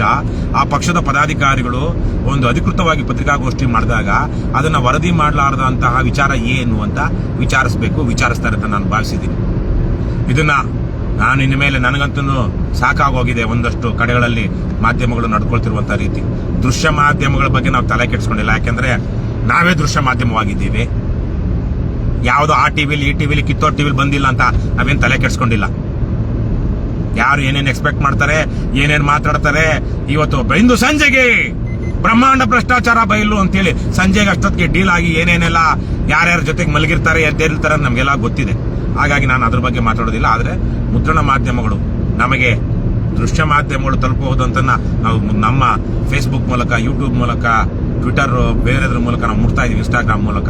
ಆದರೆ ಮುದ್ರಣ ಮಾಧ್ಯಮಕ್ಕೆ ಇವತ್ತಿಗೂ ತನ್ನದೇ ಆದಂತಹ ಬೆಲೆ ಮತ್ತು ಶಕ್ತಿ ಮತ್ತು ಪಾವಿತ್ರ್ಯತೆ ಇದೆ, ಉಳಿಸ್ಕೊಂಡಿದ್ದಾರೆ. ಆದರೆ ಕೆಲವು ಕಡೆ ಇರುವಂತಹ ಪತ್ರಕರ್ತರು ಇಲ್ಲಿ ಬ್ರೋಕರ್ಗಳಾಗಿದ್ದಾರೆ, ರಾಜಕಾರಣಿಗಳ ಚೇಲಗಳಾಗಿದ್ದಾರೆ. ಯಾವುದೇ ಒಂದು ಹಾಲಿ MLA ಅಥವಾ ಮಾಜಿ MLA, ಮುಂದಿನ ಬಾರಿಗೆ ಎಲೆಕ್ಟ್ ಆಗಬಹುದಾದಂತಹ ಮಾಜಿ MLA ಮತ್ತು ಇವತ್ತಿನ ಹಾಲಿ MLA, ಮುಂದಿನ ಬಾರಿಗೆ ಎಲೆಕ್ಟ್ ಆಗಲ್ಲ ಅಂದ್ರೆ ಆ ಮಾಜಿ MLAನ ಇವರು ಕೇರ್ ಮಾಡೋದೇ ಇಲ್ಲ. ಹಿಂದೆ ಮಂತ್ರಿಗಳಾಗಿದ್ದಂತವ್ರು ಇವತ್ತು ಪತ್ರಿಕಾಗೋಷ್ಠಿ ಮಾಡಿದ್ರೆ, 15-20 ವರ್ಷಗಳಿಂದ ಮಂತ್ರಿಗಳಾಗಿ ಒಳ್ಳೆ ಕೆಲಸ ಮಾಡಿರುವಂತವ್ರು ಪತ್ರಿಕಾಗೋಷ್ಠಿ ಮಾಡಿದ್ರೆ, ಅಂತಹ ಪತ್ರಿಕಾಗೋಷ್ಠಿಗೆ ಹೋಗದ, ವರದಿ ಮಾಡದ ಪತ್ರಕರ್ತರು ಮತ್ತೆ ವಿಚಾರಗಳಿದೆ ಇವತ್ತು. ಹಾಗಾಗಿ ಇವತ್ತಿನ ಪತ್ರಕರ್ತರಿಗೆ ಬಹುತೇಕ ಕಡೆಗಳಲ್ಲಿ, ಜಿಲ್ಲಾ ಮತ್ತು ತಾಲೂಕುಗಳಲ್ಲಿ ಯಾರು ಇಂಪಾರ್ಟೆಂಟು? ಹಾಲಿ MLA, ಭಾವಿ ಆಗಬಹುದಾದ ಮಾಜಿ MLA, ಇವರಿಬ್ಬರೇ ಅವ್ರಿಗೆ ಬೇಕಾಗಿರುವಂತದ್ದು ಇವತ್ತು. ಹಾಗಾಗಿ ಇಂಥದನ್ನೆಲ್ಲ ಬಿಟ್ಟು ಒಂದಷ್ಟು ವೃತ್ತಿಪರತೆ, ಪ್ರೊಫೆಷನಲಿಸಂ ಅಂಡ್ ವೃತ್ತಿ ಧರ್ಮ, ಕರ್ತವ್ಯ ದಯವಿಟ್ಟು ಪಾಲಿಸಿ.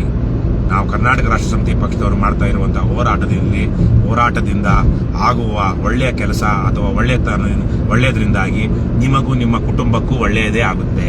ನೀವು ಈ ಸಮಾಜದಲ್ಲೇ ವಾಸ ಮಾಡ್ತಿರೋದು, ನೀವೇನು ಆ ಚಂದ್ರನ ಅಂಗಳದಲ್ಲೋ ಮಂಗಳನ ಅಂಗಳದಲ್ಲೋ ಇಲ್ಲ. ನೀವಿರೋದು ಇದೇ ಭೂಮಿಯ ಮೇಲೆ, ಇದೇ ದಟ್ಟ ದರಿದ್ರ ಭ್ರಷ್ಟ ವ್ಯವಸ್ಥೆಯಲ್ಲಿ. ಅದನ್ನ ಬದಲಾಯಿಸೋದಕ್ಕೆ ಕರ್ನಾಟಕ ರಾಷ್ಟ್ರ ಸಮಿತಿ ಪಕ್ಷ ಇವತ್ತು ಒಂದು ಪ್ರಬಲವಾದ ಹೋರಾಟವನ್ನ ಮಾಡ್ತಾ ಇದೆ. ನಾವೊಂದಷ್ಟು ಜಯಶಾಲಿಗಳಾಗಿದ್ದೀವಿ, ಗೆದ್ದಿದ್ದೀವಿ. ನಮ್ಮ ಕಾರಣದಿಂದಾಗಿ ಕರ್ನಾಟಕ ರಾಷ್ಟ್ರ ಸಮಿತಿ ಪಕ್ಷ, ಲಂಚಮುಕ್ತ ಕರ್ನಾಟಕ ನಿರ್ಮಾಣ ವೇದಿಕೆ ಮತ್ತು ಅದಕ್ಕಿಂತ ಮೊದಲು ನಾನು ಮಾಡಿದಂಥ ಕೆಲವೊಂದು ಹೋರಾಟಗಳ ಕಾರಣದಿಂದಾಗಿ ಇವತ್ತು ಸರ್ಕಾರಿ ಕಚೇರಿಗಳಲ್ಲಿ, ಪೊಲೀಸ್ ವ್ಯವಸ್ಥೆಯಲ್ಲಿ, ಪೊಲೀಸರ ನಡವಳಿಕೆಯಲ್ಲಿ, ಅವರ ವರ್ತನೆಯಲ್ಲಿ ಬದಲಾವಣೆ ಆಗಿದೆ. ಕಾಣುತ್ತಿಲ್ವೇನ್ರಯ್ಯ ನಿಮ್ಗೆ? ನಾವು ಮಾಡಿರುವಂತಹ ಕೆಲಸಕ್ಕೆ ಇಷ್ಟೊತ್ತಿಗೆ ಬೇರೆ ರಾಜ್ಯಗಳಲ್ಲಾಗಿದ್ರೆ ಪುಟಗಟ್ಟಲೆ ವರದಿಗಳು ಬರ್ತಾ ಇದ್ವು. ಕನ್ನಡದಲ್ಲಿ ಬಂದಿಲ್ಲ ನನಗೆ ಗೊತ್ತಿರೋ ಹಾಗೆ. ಕರ್ನಾಟಕದಲ್ಲಿ ಡೆಕ್ಕನ್ ಹೆರಾಲ್ಡ್ ಅವರು ಒಬ್ಬ ಇಂಗ್ಲಿಷ್ ಪತ್ರಕರ್ತೆ ಬಹಳ ಅದ್ಭುತವಾಗಿ 2023ರಲ್ಲಿ ನಮ್ಮ ಬಗ್ಗೆ ಒಂದು ವರದಿ ಮಾಡಿದ್ರು, ವಿಡಿಯೋ ಆಕ್ಟಿವಿಸಂ ಅಂತ.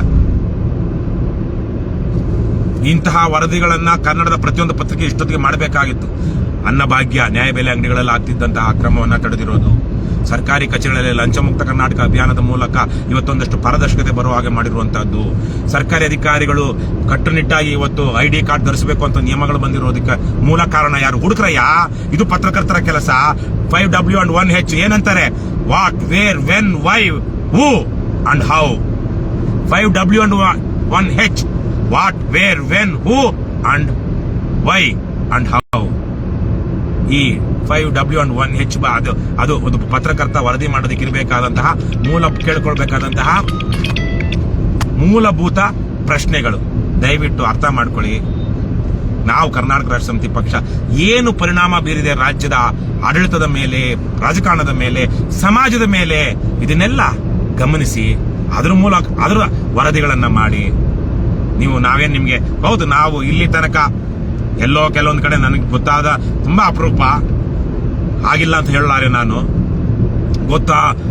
ಗೊತ್ತಿಲ್ಲದೇನೋ ಅಥವಾ ಯಾವುದೋ ಕೆಲವೊಬ್ರು ಅಯೋಗ್ಯರು ನಮ್ಮ ಪಕ್ಷಕ್ಕೆ ಸೇರ್ಕೊಂಡ ಕೆಲವು ಅಯೋಗ್ಯರು ಕೆಲವೊಂದು ಕಡೆಗಳಲ್ಲಿ ಪತ್ರಿಕಾಗೋಷ್ಠಿ ಆದ್ಮೇಲೆ 100-200 ಅವ್ರಿಗೂ ಕೊಟ್ಟಿರಬಹುದು. ಎಲ್ಲಾ ಪತ್ರಕರ್ತರಿಗೂ, ಎಲ್ಲಾ ಪತ್ರಿಕೆಗಳವ್ರಿಗೂ ಅಲ್ಲ, ಕೆಲವೊಂದು ಕಡೆಗಳಲ್ಲಿ. ಆದ್ರೆ ನಾನು ಭಾಗವಹಿಸಿದಂತಹ, ನಮ್ಮ ಪಕ್ಷ ಮಾಡಿರುವಂತಹ 99% ಪತ್ರಿಕಾಗೋಷ್ಠಿಗಳಲ್ಲಿ ಆ ಪತ್ರಿಕಾ ಭವನದ ಫೀಸ್ ಏನಿದೆ ಅಷ್ಟನ್ನೇ ನಾವು ಕೊಡುವಂತ. ಅದನ್ನ ಬಿಟ್ಟು ನಾವು ಯಾವುದೇ ಲಕೋಟೆ ಕೊಡೋದಿಲ್ಲ, ನಿಮ್ ದೀಪಾವಳಿ ಗಿಫ್ಟ್ ಕೊಡೋದಿಲ್ಲ, ಯಾವ್ದದು ಯಾವ್ದು ಮಾರನಮಿಗೆ ಏನಂತಾರೆ ಕೊಟ್ಟರೆ ಆಯುಧ ಪೂಜೆ ಗಿಫ್ಟ್ ಕೊಡೋದಿಲ್ಲ, ಈ ತರದ್ದು ಯಾವುದೂ ಮಾಡಿಲ್ಲ. ನಮ್ಮ ಕೆಲಸ ನಾವು ಮಾಡ್ತಾ ಬಂದಿದ್ದೀವಿ, ಪ್ರಾಮಾಣಿಕವಾಗಿ ಮಾಡ್ತಾ ಬಂದಿದ್ದೀವಿ. ಮಾಡೋದು ಬಿಡೋದು ನಿಮಗೆ ಬಿಟ್ಟಿರುವಂತದ್ದು. ಆದ್ರೆ ಯಾಕೆ ಮಾಡೋದಿಲ್ಲ ಅನ್ನೋದನ್ನ ಕೇಳ್ಕೊಳ್ಳಿ. ಅದ್ರ ಮೂಲಕ ನೀವು ಮಾಡದೇ ಇರೋದಕ್ಕೆ ಅನೈತಿಕವಾದ ಕಾರಣಗಳಿದ್ರೆ ಇದು ಒಂದು ಬಾಳ, ನೀವು ಬದುಕ್ತಿರೋದು ಒಂದು ಬಾಳ ಪ್ರಶ್ನೆಗಳನ್ನ ಕೇಳ್ಕೊಳ್ಳಿ ಬಂಧುಗಳೇ. ಇದು ಕೇವಲ ಪತ್ರಿಕಾ ರಂಗಕ್ಕೆ ಮಾತ್ರ ಸಂಬಂಧಿಸಿದ ವಿಷಯವಲ್ಲ, ಇದು ರಾಜ್ಯದ ಸಮಸ್ಯೆ.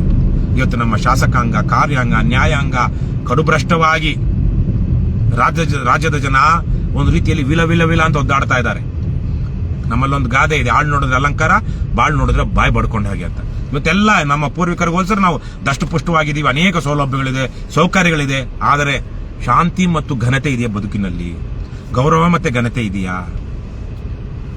ಎಲ್ಲಿ ಹೋಯಿತು ಆ ಮೂಲಭೂತವಾದಂತಹ ಕೆಲವೊಂದು ನಮ್ಮ ಮನುಷ್ಯನ ಬದುಕಿಗೆ ಸೌಂದರ್ಯ ಕೊಡುವಂತಹ ಆ ವಿಚಾರಗಳು ಎಲ್ಲಿ ಹೋಯಿತು ಅಂದ್ರೆ ಇವತ್ತು ಕೆಟ್ಟಿರುವಂತಹ ವ್ಯವಸ್ಥೆಯಿಂದಾಗಿ, ಕೆಟ್ಟಿರುವಂತಹ ಮೌಲ್ಯಗಳಿಂದಾಗಿ ಇವತ್ತದು ಬೀದಿ ಪಾಲಾಗಿದೆ, ಚರಂಡಿ ಪಾಲಾಗಿದೆ.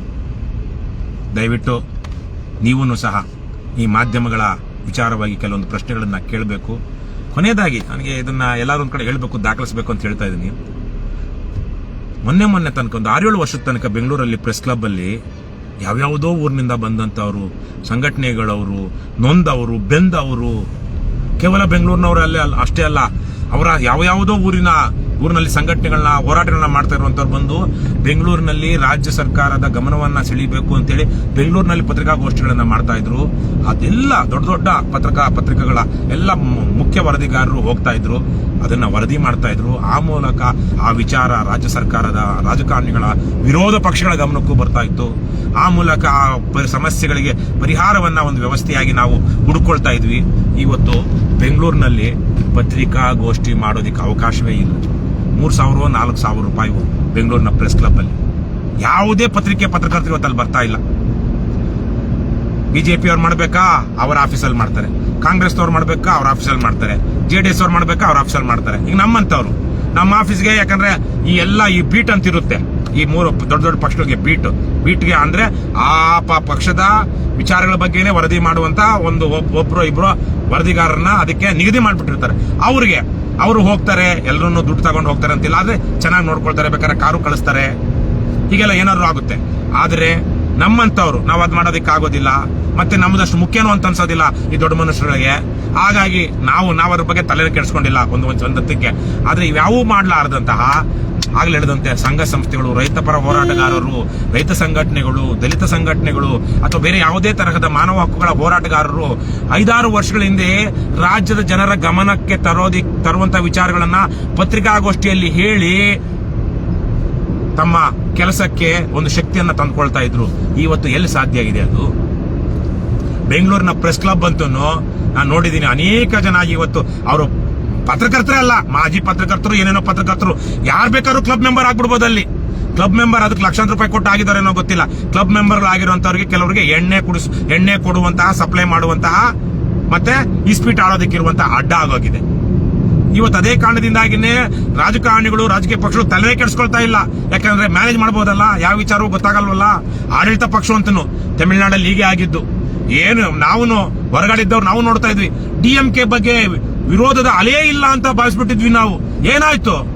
ಸ್ವತಃ ಮಾಜಿ ಮುಖ್ಯಮಂತ್ರಿಯ ಮಗ, ಹಾಲಿ ಮುಖ್ಯಮಂತ್ರಿ ಆಗಿದ್ದಂತಹ DMK ಸರ್ವೋಚ್ಚ ನಾಯಕ, ಸ್ವತಃ ಆತನ ಮಗ ಉಪಮುಖ್ಯಮಂತ್ರಿ, ಆ ಸರ್ವೋಚ್ಚ ನಾಯಕನಾದ ಸ್ಟಾಲಿನ್ನೇ ಸೋತೋದ್ರು ಮೊನ್ನೆ. ಅದು ಏನು, DMKಯ ಸ್ಟ್ರಾಂಗ್ ಬೇಸ್, ಅವರ ಶಕ್ತಿ ಕೇಂದ್ರ ಆಗಿದ್ದಂತಹ DMKಯನ್ನ ಸೋಲಿಸೋದಕ್ಕೆ ಸಾಧ್ಯ ಇಲ್ಲ ಅನ್ನುವಂತಹ ಚೆನ್ನೈ ನಗರದ ವಿಧಾನಸಭಾ ಕ್ಷೇತ್ರದಲ್ಲಿ ಸ್ಟಾಲಿನ್ ಸೋತರು.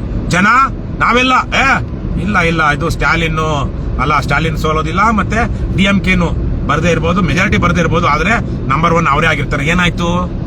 ಹಾಗಾಗಿ ಇವತ್ತು ರಾಜಕೀಯ ಪಕ್ಷಗಳು, ಆಡಳಿತ ಪಕ್ಷದವರು ನಿಮ್ಮನ್ನ ಮ್ಯಾನೇಜ್ ಮಾಡಿ ಈ ಜನರಿಗೆ ಸಮಸ್ಯೆಗಳೇ ಇಲ್ಲ ಅನ್ನುವಂತ ರೀತಿಯಲ್ಲಿ ಪತ್ರಿಕೆಗಳಲ್ಲೋ ಮಾಧ್ಯಮಗಳಲ್ಲೋ ವರದಿ ಆಗೋಗಿ ಮಾಡ್ಕೊಂಡು ಮಾತ್ರಕ್ಕೆ ಸಮಾಜ ಬದಲಾಗ್ತಾ ಇಲ್ಲ, ಸಮಾಜ ಗಮನಿಸ್ತಾ ಇಲ್ಲ ಅಂತ ಭಾವಿಸಬೇಡಿ.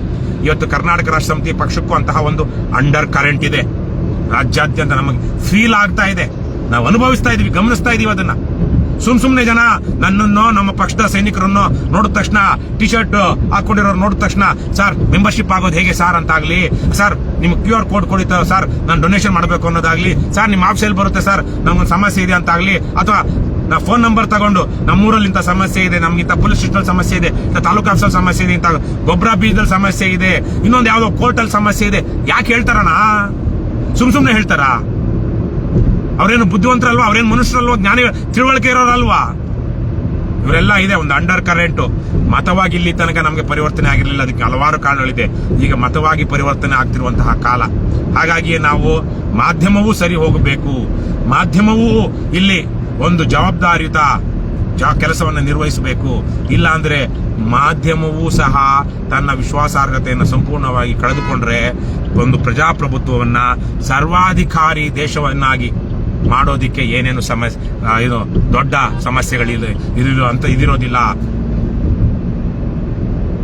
ಬಹಳ ಸುಲಭವಾಗಿ ಪ್ರಜಾಪ್ರಭುತ್ವ ದೇಶವನ್ನ ಒಂದು ಸರ್ವಾಧಿಕಾರಿ ದೇಶವನ್ನಾಗಿ ಮಾಡೋದಿಕ್ಕೆ ದೊಡ್ಡ ಅಡೆತಡೆಗಳಿರೋದಿಲ್ಲ.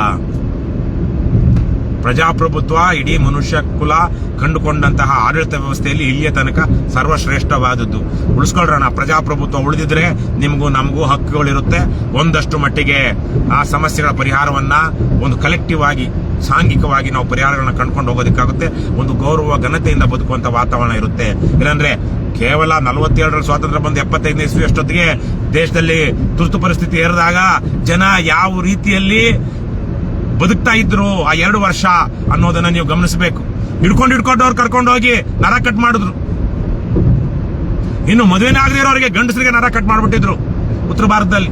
ಸಂಜಯ್ ಗಾಂಧಿಯ ಚೇಲಾಗಳು, ಗುಂಡಾಗಳು ಎಷ್ಟೆಷ್ಟು ಏನು ಅವ್ರಿಗೆ ಯಾವುದೇ ತರಹದ ಹಕ್ಕಿಲ್ಲದೆ ವಾಕ್ ಸ್ವಾತಂತ್ರ್ಯವನ್ನ ದಮನ ಮಾಡಿ ಪತ್ರಕರ್ತರು ನಿಮ್ಗೆ ಗೊತ್ತಿದೆ. ಇವತ್ತಿನ ಪತ್ರಕರ್ತರಿಗೆ ಗೊತ್ತಿಲ್ಲ, ನನ್ಗೆ ಗೊತ್ತಿದೆ ಅಂತ ಹೇಳೋದಿಲ್ಲ. ಎಷ್ಟೋ ಪತ್ರಕರ್ತರು ಓದೇ ಇಲ್ಲ ಇವತ್ತಿರುವಂತವ್ರು.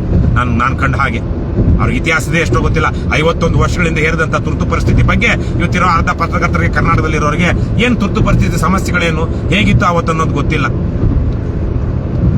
ಆವತ್ತು ಅದೇ ಕಾರಣದಿಂದಾಗಿ ಏನು ಸಂಪಾದಕೀಯಗಳನ್ನ ಬರೀದೆ ಸಂಪಾದಕೀಯ ಪುಟವನ್ನೇ ಖಾಲಿ ಬಿಡ್ತಾ ಇದ್ರು ಪತ್ರಿಕೆಗಳು, ಮಾಧ್ಯಮದ ಆವತ್ತಿನ ಸಂಪಾದಕರು ಆ ರೀತಿಯಲ್ಲಿ ತಮ್ಮ ಪ್ರತಿರೋಧವನ್ನ ದಾಖಲಿಸಿದ್ರು ಇಂದಿರಾ ಗಾಂಧಿಯ ವಿರುದ್ಧವೇ. ಹಾಗಾಗಿ ನಾನು ಇವತ್ತೊಂದು ಸುದೀರ್ಘವಾಗಿ ನಿಮ್ಮ ಜೊತೆ ಮಾತನಾಡಬೇಕು ಅಂತ ಇಷ್ಟೊತ್ತು ಮಾತನಾಡಿದ್ದೀನಿ. ಆಗ್ಲೇ ಪತ್ರಕರ್ತರು ಹೇಳಿದ್ದೀನಿ, ಮುಖ್ಯವಾಗಿ ರಾಜ್ಯದ ಜನತೆಗೆ ಮಾತನಾಡಿ. ಇವತ್ತು ನಾವೇ ಮಾಧ್ಯಮ ಆಗಬೇಕು. ಹಾಗಾಗಿ ಸಾರ್ವಜನಿಕರು ನೀವೂ ಸಹ ಇನ್ನು ಮೇಲೆ ಸರ್ಕಾರಿ ಕಚೇರಿಗೆ ಹೋದಾಗ, ಪೊಲೀಸ್ ಸ್ಟೇಷನ್ಗೆ ಹೋದಾಗ ವಿಡಿಯೋ ಮಾಡ್ಕೊಳ್ಳಿ. ವಿಡಿಯೋ ಮಾಡ್ಕೊಳ್ಳೋದು ತಪ್ಪು ಅಂತ ಯಾರು ಹೇಳ್ತಾ ಇಲ್ಲ. ವಿಡಿಯೋ ಮಾಡ್ಕೊಳ್ಳೋದು ಹಕ್ಕು ಅಂತ ಕೋರ್ಟ್ಗಳು ಕೊಡ್ತಾ ಇವೆ ತೀರ್ಪುಗಳು. ವಿಡಿಯೋ ಮಾಡ್ಕೊಳ್ಳೋದು ತಪ್ಪು ಅಂತ ಹೇಳುವಂತವ್ರು ಖದೀಮರು, ಸರ್ಕಾರಿ ಕೆಲಸದಲ್ಲಿ ಇರುವಂತವ್ರು. ಸಾರ್ವಜನಿಕ ಸ್ಥಳ ಸರ್ಕಾರಿ ಕಚೇರಿನು ಯಾವುದೋ ನ್ಯಾಷನಲ್ ಸೆಕ್ಯೂರಿಟಿ ಇರುವಂತಹ ಏಜೆನ್ಸಿ ಆದ್ರೆ ಪರವಾಗಿಲ್ಲ. ಪೊಲೀಸ್ ಸ್ಟೇಷನ್ ಅಲ್ಲೂ ವಿಡಿಯೋ ಮಾಡಿಕೊಳ್ಳೋದ್ರಲ್ಲಿ ಅಪರಾಧವಲ್ಲ ಅಂತ ಹೈಕೋರ್ಟ್, ಸುಪ್ರೀಂ ಕೋರ್ಟ್ ತೀರ್ಪುಗಳು ಬಂದಿದೆ. ಹಾಗಾಗಿ ಮಾಡ್ಕೊಳ್ಳಿ. ಎದುರು ಪುಕ್ಕಲ್ರಾಗ್ಬೇಡಿ. ಇರೋದೊಂದು ಬದುಕು, ಧೈರ್ಯವಾಗಿ ಬದುಕಿ. ಕೇಸ್ ಬಿದ್ರೆ ಏನು ಆಗೋದಿಲ್ಲ. ಕೊಲೆ ಮಾಡಬೇಡಿ, ಸುಲಿಗೆ ಮಾಡಬೇಡಿ, ಕಳ್ತನ ಮಾಡಬೇಡಿ, ಅತ್ಯಾಚಾರ ಮಾಡಬೇಡಿ, ಬೇರೆ ಯಾವುದೇ ತರಹದ ಅಪರಾಧ ಅಂತ ಭಾವಿಸುವಂತಹ ಕೆಲಸ ಮಾಡಬೇಡಿ. ನಿಮ್ಮ ಹಕ್ಕಿನಲ್ಲಿ ನೀವು ಏನ್ ಸರಿ ಇದೆಯೋ ಅವೆಲ್ಲವನ್ನ ಹಕ್ಕಿನ ಒಳಗಡೆ ದಯವಿಟ್ಟು ಮಾಡಿ, ಧೈರ್ಯ ಮಾಡಿ. ಅದೇ ರೀತಿಯಲ್ಲಿ ಮಾಧ್ಯಮವನ್ನು ಸಹ ವಿಶ್ಲೇಷಣೆ ಮಾಡಿ. ನಾವು ವಿಶ್ಲೇಷಣೆ ಮಾಡದೇ ಇದ್ರೆ ಈ ಮಾಧ್ಯಮವೂ ಸರಿ ಹೋಗೋದಿಲ್ಲ. ರಾಜ್ಯದ ಅನೇಕ ಸಮಸ್ಯೆಗಳಿಗೆ ಇವತ್ತು ಯಾಕೆ ಪರಿಹಾರ ಸಿಗ್ತಾ ಇಲ್ಲ ಅಂದ್ರೆ ಮಾಧ್ಯಮದಲ್ಲಿ ಸರಿಯಾಗಿ ಅದನ್ನ ಪ್ರಶ್ನೆ ಮಾಡ್ತಾ ಇಲ್ಲ. ಮಾಧ್ಯಮದವರು ಅನೇಕ ಮಾಧ್ಯಮ ಸಂಸ್ಥೆಗಳ ದೊಡ್ಡವರು ಮತ್ತೆ ರಾಜಕಾರಣಿಗಳು ಲವಿಡವಿಲಿದ್ದಾರೆ. ಹಾಗಾಗಿ ಇವತ್ತು ಜನರೇ ಮಾಧ್ಯಮ, ಜನತಾ ಮಾಧ್ಯಮ ಅಂತಹ ಒಂದು ಜನತಾ ಮಾಧ್ಯಮವನ್ನ ಕರ್ನಾಟಕ ರಾಷ್ಟ್ರ ಸಮಿತಿ ಪಕ್ಷ ಈಗಾಗಲೇ ನಾವೇ ಕಟ್ಕೊಂಡಿದೀವಿ. ನಮ್ಮದೇ ಪಕ್ಷದ ಪೇಜ್ಗಳು ಇವತ್ತು ಜನತಾ ಮಾಧ್ಯಮವಾಗಿ ನಮ್ಮ ಪಕ್ಷದ ಹೋರಾಟಗಳನ್ನ ಜನರಿಗೆ ತೋರಿಸ್ತೀವಿ. ದಯವಿಟ್ಟು ನೀವು ಹಾಗೆ ಮಾಡಿ. ಅನೇಕ ಜನ ಹೋರಾಟಗಾರರು ಇವತ್ತು ಬಹಳ ಒಳ್ಳೆಯ ಹೋರಾಟವನ್ನ ಮಾಡ್ತಾ ಇದ್ದಾರೆ. ಪ್ರಾಮಾಣಿಕವಾಗಿರುವಂತವ್ರು ಕನ್ನಡ ಪರ ಹೋರಾಟಗಾರರಿರ್ಬಹುದು, ಜನಪರ ಹೋರಾಟಗಾರರಿರಬಹುದು, ರೈತ ಪರ ಹೋರಾಟಗಾರರಿರ್ಬಹುದು, ಅನೇಕ ಸಂಘ ಸಂಸ್ಥೆಗಳು, ಹೋರಾಟಗಾರರು, ವ್ಯಕ್ತಿಗಳು ಇದ್ದಾರೆ. ಆದ್ರೆ ಅವರ ವಿಚಾರ ಇವತ್ತು ಜನರಿಗೆ ಮುಟ್ತಾ ಇಲ್ಲ. ಹಾಗಾಗಿ ಅವರು ಸಹ ಸೋಷಿಯಲ್ ಮೀಡಿಯಾವನ್ನ ಸಶಕ್ತವಾಗಿ, ಸಮರ್ಥವಾಗಿ ಬಳಸಿ. ನೀವು ಸೋಷಿಯಲ್ ಮೀಡಿಯಾವನ್ನ ಸಮರ್ಥವಾಗಿ ಬಳಸಿಕೊಂಡು ನಿಮಗೊಂದಷ್ಟು ಒಂದು ಗುರುತು ಪರಿಚಯ ಆಯ್ತು ಅಂದ್ರೆ ಬೇರೆ ಮಾಧ್ಯಮಗಳವರು ಗಮನಿಸ್ತಾರೆ. ಇಲ್ಲ ಅಂದ್ರೆ ನೀವೆಷ್ಟೇ ಹೋರಾಟ ಮಾಡ್ತಾ ಇದ್ರು ಅದು 4 ಜನ ತಲುಪಲಿಲ್ಲ ಅಂದ್ರೆ ಇಂಥದ್ದೇ ಒಳ್ಳೆಯ ಹೋರಾಟ, ಒಳ್ಳೆಯ ವಿಚಾರ ಆಗಿದ್ರು ಅದನ್ನ ಯಾರೂ ಗಮನಿಸೋದಿಲ್ಲ. ಯಾಕಂದ್ರೆ ಇವತ್ತು ಅದನ್ನ ಪತ್ರಿಕೆಗಳಾಗ್ಲಿ, ದೃಶ್ಯ ಮಾಧ್ಯಮಗಳಾಗ್ಲಿ ಅಂತ ಹೋರಾಟಗಳನ್ನ ಪ್ರಚಾರ ಮಾಡ್ತಾ ಇಲ್ಲ, ಪ್ರಸಾರ ಮಾಡ್ತಾ ಇಲ್ಲ, ಪ್ರಕಟಿಸ್ತಾ ಇಲ್ಲ. ಇಷ್ಟನ್ನ ಹೇಳ್ತಾ ಬಂಧುಗಳೇ, ದಯವಿಟ್ಟು ಈ ವಿಡಿಯೋವನ್ನು ಶೇರ್ ಮಾಡಿ ಪತ್ರಕರ್ತರಿಗೆ ತಲುಪಿಸಿ, ಎಲ್ಲ ಜಿಲ್ಲಾ ತಾಲೂಕು ಮಟ್ಟದ ಪತ್ರಕರ್ತರಿಗೆ ತಲುಪಿಸಿ. ರವಿಕೃಷ್ಣಾರೆಡ್ಡಿ ತುಂಬ ನೋವಿನಲ್ಲಿ, ಬೇಸರದಲ್ಲಿ ಮತ್ತು ಕಾಳಜಿಯಲ್ಲಿ ಮಾತನಾಡಿದ್ದಾರೆ ಅನ್ನುವಂಥದ್ದು ಅವ್ರಿಗೂ ಗೊತ್ತಾಗಲಿ. ನಾನು ಸಹ ನಾವೆಲ್ಲ ಅನೇಕ ಪತ್ರಕರ್ತರ ಉದಾಹರಣೆಗಳನ್ನು ಕೊಡಬಲ್ಲೆ. ನಮಗೆಲ್ಲ ಸಂವೇದನೆಗಳನ್ನು ಲಂಕೇಶ್ ಪತ್ರಿಕೆ, ವಾರಪತ್ರಿಕೆ ಇವರೆಲ್ಲ ಹೇಗೆ ರೂಪಿಸಿದ್ರು. ಪ್ರಜಾವಾಣಿ ಅಂತ ಪತ್ರಿಕೆಯಲ್ಲಿ, ನಮ್ಮನೆ ಪ್ರಜಾವಾಣಿ ಬರ್ತಾ ಇತ್ತು, ಪ್ರಜಾವಾಣಿ ಅಂತ ಪತ್ರಿಕೆಯಲ್ಲಿ ಬರ್ತಾ ಇದ್ದಂತಹ ಸಾಪ್ತಾಹಿಕ ಪುರವಣಿಯ ಕಥೆಗಳನ್ನು ಓದಿ, ಕವನಗಳನ್ನು ಓದಿ, ಒಂದು ಗಂಭೀರ ಲೇಖನಗಳನ್ನು ಓದಿ ನಾವೆಷ್ಟು ಸಂವೇದನೆ ಮತ್ತು ರೂಪಿಸ್ಕೊಂಡ್ವಿ, ವಿಚಾರಗಳನ್ನು ತಿಳ್ಕೊಂಡ್ವಿ. ಇವೆಲ್ಲ ಒಂದು ಇತಿಹಾಸ.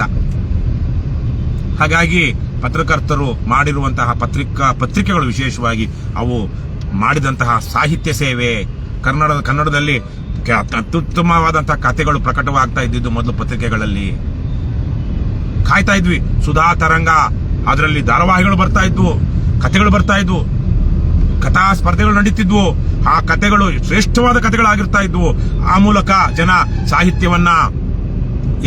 ಸಾಹಿತ್ಯಾಭಿರುಚಿಯನ್ನ ಬೆಳೆಸ್ಕೊಳ್ತಾ ಹೋದ್ರು. ಅನೇಕ ಜನ ಕಥೆಗಾರರಾಗಿ ಬಂದ್ರು, ಕರ್ನಾಟಕವನ್ನ ಕಟ್ಟುತ್ತಾ ಹೋದ್ರು ಮುಂದಿನ ದಿನಗಳಲ್ಲಿ. ಆದರೆ ಕಳೆದ 20-30 ವರ್ಷಗಳಲ್ಲಿ ಇಲ್ಲಿ ಒಂದು ಅನೀತಿಯುತವಾದಂತಹ ರಾಜಕಾರಣ, ಭ್ರಷ್ಟಾಚಾರ ಮತ್ತು ಹಣದ ಏನಂತಾರೆ ಪಿಪಾಸುತನ, ಒಂದು ರೀತಿಯಲ್ಲಿ ಹಣವೇ ಮುಖ್ಯ ಅನ್ನುವಂತಹ ಒಂದು ಮನಸ್ಥಿತಿ ಬೆಳೆದು ದುಡ್ಡಿದ್ದವನೇ ದೊಡ್ಡಪ್ಪ ಅಂತ ಆಗ್ಬಿಟ್ಟಿದೆ. ಮೊದಲೆಲ್ಲ ಹೀಗಿರ್ಲಿಲ್ಲ, ದುಡ್ಡಿಗೆ ಈ ಪರಿಯ ಮರ್ಯಾದೆ ಇರಲಿಲ್ಲ. ಇವತ್ತು ದುಡ್ಡಿದ್ದವನು ಅವನು ಎಂತಹ ಅಧಮ ನೀಚ ಆಗಿದ್ರು ಅವನು ಮಾಡಿದ್ದೆಲ್ಲ ಸೈ ಅನ್ನುವಂಥ ಸ್ಥಿತಿಗೆ ಬಂದ್ಬಿಟ್ಟಿದೆ.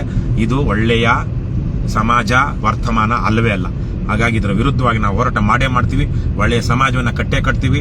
ಒಳ್ಳೆಯ ಸಮಾಜವನ್ನ ಕಟ್ಟುವಂತಹ ಸಂದರ್ಭದಲ್ಲಿ ಬರುವಂತಹ ಎಂತಹ ಎಡರು ತೊಡರುಗಳನ್ನಾದ್ರೂ ನಾವು ಹಿಮ್ಮೆಟ್ಟದೆ ಎದುರಿಸಿ ನಿಲ್ಲುತ್ತೀವಿ. ಅದಕ್ಕಾಗಿ ನಿಮ್ಮೆಲ್ಲರ ಬೆಂಬಲ ಇರಲಿ.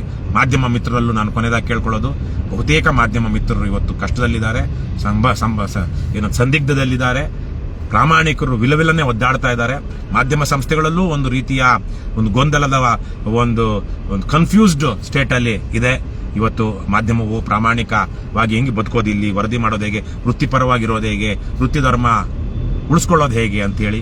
ಹಾಗಾಗಿ ಆ ಎಲ್ಲದರ ಸಂದರ್ಭದಲ್ಲಿ ನೀವು ನಿಮ್ಮದೇ ಆದಂತಹ ಒಂದು ಒಳ್ಳೆಯ ದಾರಿಯನ್ನು ಹುಡುಕೊಳ್ತೀರಾ. ಕರ್ನಾಟಕ ರಾಷ್ಟ್ರ ಸಮಿತಿ ಪಕ್ಷದ ವಿಚಾರವನ್ನ ಪ್ರಾಮಾಣಿಕವಾಗಿ ನೀವು ಗ್ರಹಿಸಿ ಅದನ್ನ ನಮಗೆ ಅರ್ಹವಾದಂತಹ ರೀತಿಯಲ್ಲಿ ವರದಿ ಮಾಡ್ತೀರಾ. ನಾಳೆ ಮಂಡ್ಯದ ಎಲ್ಲ ಪತ್ರಿಕೆಗಳಲ್ಲಿ ಕರ್ನಾಟಕ ರಾಷ್ಟ್ರ ಸಮಿತಿ ಪಕ್ಷ ಇವತ್ತು ನಾನು ಪತ್ರಿಕಾಗೋಷ್ಠಿಯನ್ನು ಉದ್ದೇಶಿಸಿ ಮಾತನಾಡಿದಂತಹ ಪತ್ರಿಕಾಗೋಷ್ಠಿ ಇದೆ, ಅದರ ವರದಿಗಳು ಬರುತ್ತೆ ಅಂತ ನಾನು ಭಾವಿಸ್ತಾ, ಒಳ್ಳೆಯ ಪತ್ರಕರ್ತರು ಕೆಟ್ಟ ಪತ್ರಕರ್ತರನ್ನ ವಿಮರ್ಶಿಸುವಂತಹ ಮತ್ತೆ ಅವರನ್ನ ತೊಲಗಿಸುವಂತಹ ಕೆಲಸಗಳಾಗಬೇಕು. ಮತ್ತೆ ಅನೇಕ ಪತ್ರಕರ್ತರು ಕಾರ್ಯನಿರತ ಪತ್ರಕರ್ತರ ಸಂಘ, ಬೇರೆ ಬೇರೆ ಪತ್ರಕರ್ತರ ಸಂಘಗಳಿವೆ. ದಯವಿಟ್ಟು ನೀವು ಪತ್ರಿಕಾಗೋಷ್ಠಿಗಳಲ್ಲಿ ಪತ್ರಕರ್ತರು ಪತ್ರಿಕಾಗೋಷ್ಠಿಗಳನ್ನು ನಿಭಾಯಿಸುವ ರೀತಿ ಅಂತೇಳಿ ಪತ್ರಕರ್ತರಿಗೆ ಆಗಾಗ ಒಂದು ವರ್ಕ್ಶಾಪ್ ಮಾಡಿ. ಯಾವ ತರಹದ ಪ್ರಶ್ನೆಗಳನ್ನ ಎಂಥವರಿಗೆ ಹೇಗೆ ಯಾಕೆ ಕೇಳಬೇಕು, ಕೇಳೋದ್ರ ಮೂಲಕ ಅವರಲ್ಲಿರುವಂತಹ ವಿಚಾರಗಳನ್ನ ಹೇಗೆ ಹೊರಗೆ ತೆಗಿಬೇಕು, ಅಂತಹ ಸಂದರ್ಭದಲ್ಲಿ ಯಾರಿಗೆ ದುರ್ಬಲರಿಗೆ ಅರ್ಥ ಆಗದ ರೀತಿನಲ್ಲಿ ಯಾವ ರೀತಿ ನಾವು ಅದನ್ನ ಕೇಳಬೇಕು, ಒಬ್ಬ ಮನುಷ್ಯನ ಘನತೆಯನ್ನ ಕುಗ್ಗಿಸದೆ ನಾವು ಹೇಗೆ ಅವನ ವಿಚಾರವನ್ನ ಹೊರತರುವುದು, ಇವೆಲ್ಲದರ ಬಗ್ಗೆ ಸೂಕ್ಷ್ಮಗಳ ಬಗ್ಗೆ ದಯವಿಟ್ಟು ನೀವು ಅವರಿಗೆ ಒಂದು ಕೋರ್ಸ್ ಕೊಡಿ.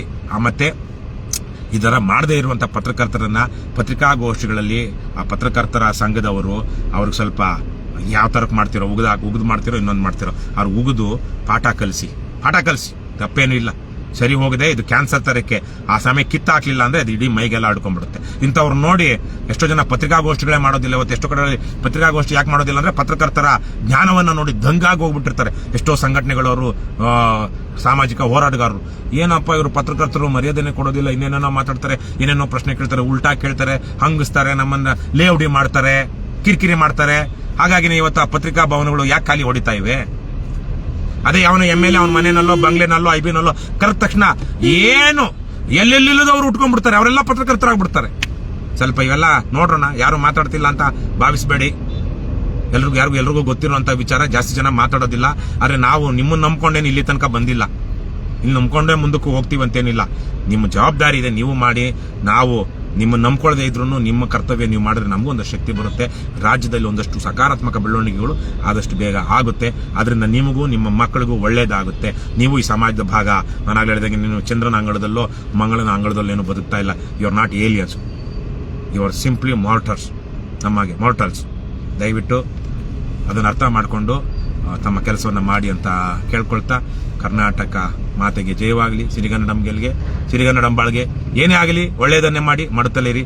ಜೈ ಹಿಂದ್, ಜೈ ಕರ್ನಾಟಕ, ಜೈ KRS. ನಮಸ್ಕಾರ.